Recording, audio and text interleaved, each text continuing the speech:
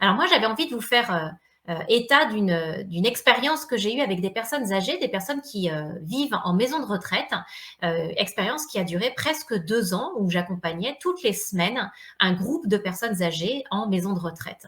Alors déjà, ce qu'il y a de notable, ce que j'ai observé, ce que j'ai appris aussi, c'est que déjà sur cette typologie de clients-là, et ben souvent ce sont des femmes et on a beaucoup de mal à mobiliser des hommes parce que culturellement, au niveau de cette génération-là, c'était quand même beaucoup les femmes qui cuisinaient. Donc on a du mal à faire venir à des ateliers la jante masculine.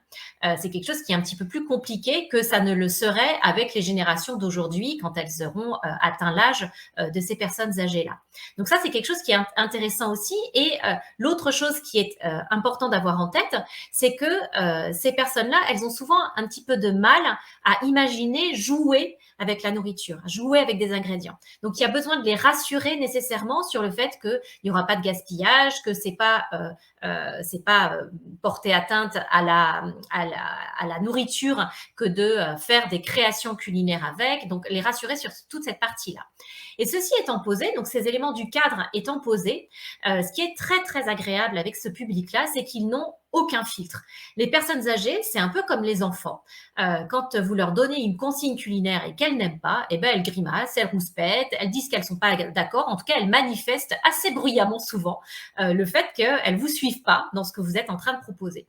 Et donc là, évidemment, ce qui va être important en tant que praticien, c'est de garder son calme, de garder sa posture, de rester aligné avec ce qu'on propose et du coup d'accompagner un petit peu plus ces personnes-là. Puisque comme je le disais, elles n'ont pas de filtre, donc du coup, elles sont le revers de la médaille, c'est que du coup, elles vont être très spontanées quand ça ne leur plaît pas, mais elles vont être aussi très spontanées quand ça leur plaît et se prendre au jeu assez naturellement et assez facilement. Donc il y a vraiment un accompagnement finalement à avoir pour les encourager à se mettre en mouvement et à lâcher prise avec le côté auto-jugement qu'elles peuvent avoir les unes avec les autres.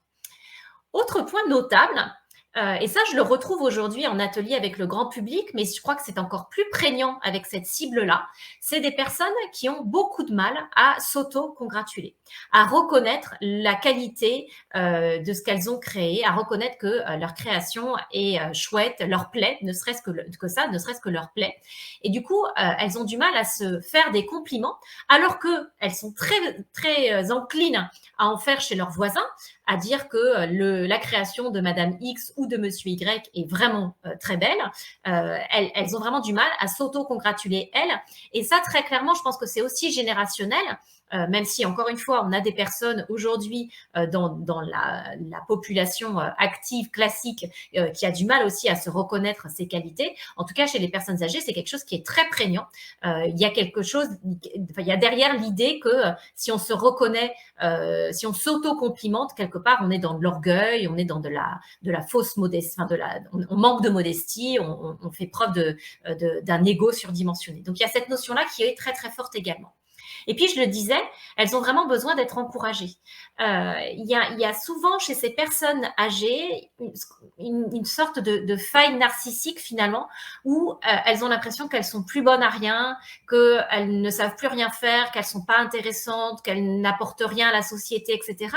Et du coup, quand on leur propose une création culinaire, toutes ces failles narcissiques finalement vont rejaillir dans le domaine de la création culinaire. Et donc là encore, il va y avoir un accompagnement très particulier qui va d'une certaine façon essayer de les renarcissiser, donc pas en leur disant mais si, bien sûr que si, vous servez à quelque chose, mais plus, enfin moi en tout cas ce que j'utilisais beaucoup, c'était l'humour pour bousculer un petit peu gentiment la personne, ou je faisais également beaucoup, je m'appuyais beaucoup sur les autres personnes pour faire passer mes messages. Parce qu'en fait, ce qu'on se rend compte avec les personnes âgées, c'est qu'elles sont aussi très faciles à donner leur point de vue et à encourager les autres et finalement à créer du lien, à se montrer solidaires les unes des autres. Et ça, c'était quelque chose qui était très, très prégnant aussi.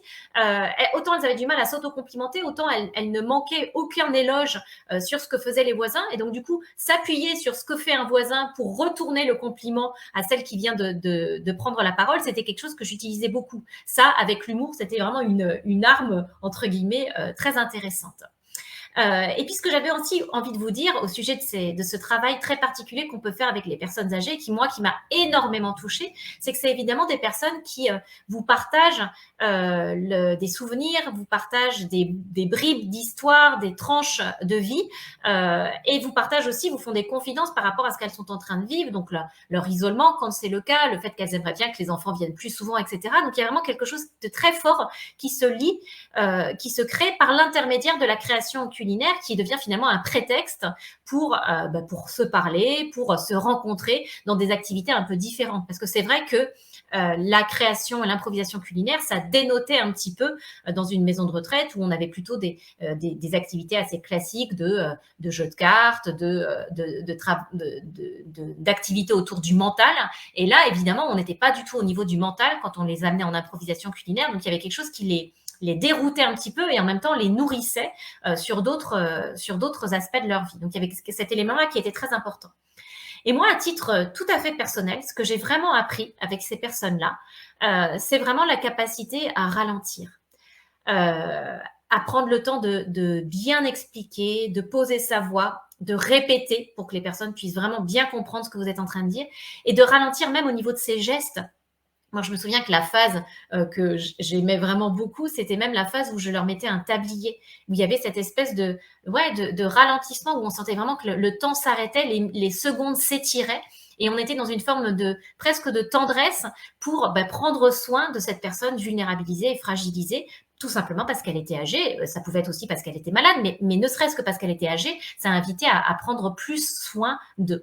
Et du coup, je peux ô combien comprendre bien les personnes du monde médical qui aujourd'hui se sentent pressurisées parce qu'elles n'ont pas le temps de prendre le temps, justement. Donc, je peux comprendre tout à fait cette frustration et cette déception d'être obligée d'aller à toute barzingue pour remplir des chiffres et remplir des objectifs de résultats. Donc, en tout cas, moi, c'était vraiment une période que j'ai beaucoup aimée. Alors, ça s'est terminé parce que ça a duré quand même presque 2 ans. Donc, après, il y avait un besoin aussi de se renouveler de part et d'autre, hein, aussi bien au niveau des responsables de l'animation qu'à mon niveau, à moi. Mais c'était une expérience qui était vraiment très douce, très aidante pour moi dans ma posture de praticienne cuisine-thérapie, qui m'a aidée tout simplement à me remettre un peu en question, à ajuster les propositions que je pouvais faire. Un exemple tout bête, je travaille beaucoup avec des éléments des cartes des cartes visuelles. Les cartes que je proposais étaient bien trop petites au niveau de la police de caractère pour des personnes qui avaient une vue qui était un petit peu déclinante. Donc, il y avait vraiment plein de choses qui pourraient paraître évidentes et qu'en fait, j'ai réussi à ajuster au fur et à mesure de ces ateliers. Donc, je serais curieuse de savoir alors déjà si ça vous parle, parce que je sais qu'il y a certaines personnes dans le chat qui me parlent d'EHPAD. Donc, n'hésitez pas à me partager de façon plus précise avec quoi ça résonne dans un atelier en EHPAD pour vous, au vu de vos expériences. Et puis, n'hésitez pas aussi si vous avez des questions. Je vois Marie qui dit un exemple, mais comme je ne sais plus de quoi tu parles, je ne sais pas à quoi se réfère à la fin de l'atelier, quels sont les retours de ces personnes âgées. Eh bien, les retours, c'était vraiment un temps pour soi. Un temps où on oublie le quotidien médicalisé d'une structure de maison de retraite, où on oublie qu'on a une dialyse à faire, où on fait finalement cette espèce de petite parenthèse. Donc, il y avait ce côté-là, ce temps pour soi.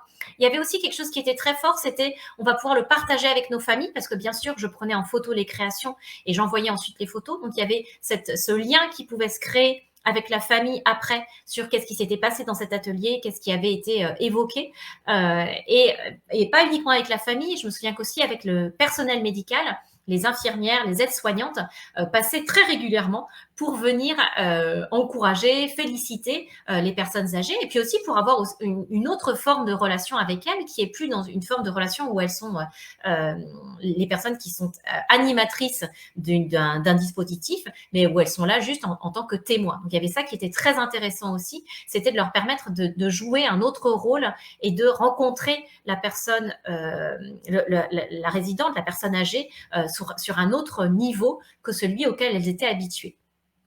La personne âgée, me dit Nathalie, se sent à ce moment-là considérée en tant que personne. Ça, c'est clairement ça, Nathalie. Moi, je voyais souvent des yeux briller. Souvent, je faisais le parallèle avec des enfants parce que quand la personne âgée avait réussi à faire sa création culinaire, à improviser, quand elle mettait sa touche finale à sa création, il y avait une forme de fierté qui se lisait dans ses yeux. Il y avait vraiment quelque chose d'assez fort à observer, presque une petite envie de sautiller, alors pas physiquement bien sûr, mais cette espèce de joie pure que peuvent avoir les enfants. Et c'est ce que je disais tout à l'heure, le fait qu'elles étaient sans filtre, le mécontentement, il était très très significatif, on ne pouvait pas passer à côté, mais pareil pour la joie, on ne pouvait pas du tout passer à côté. Donc n'hésitez pas à me dire ce que vous pensez de tout ça, comment vous réagissez, comment ça résonne avec ce que vous pouvez avoir vécu ou peut-être ce que vous vivez d'ailleurs avec des personnes de votre entourage.